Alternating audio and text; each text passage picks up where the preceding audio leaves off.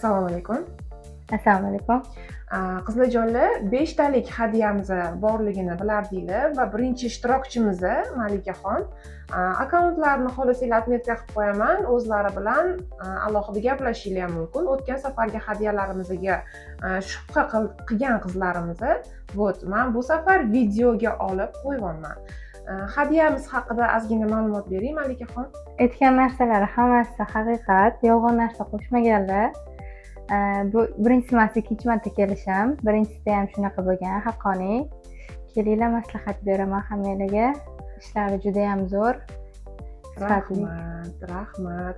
Qoshlarni birinchi marta laminatsiya qildirayotgan ekanlar. Mana hozir so'raymiz o'zlaridan. Yoqdimi? Rosa zo'r chiqibdi, o'zimga rosa yoqdi. Birinchi martasi edi.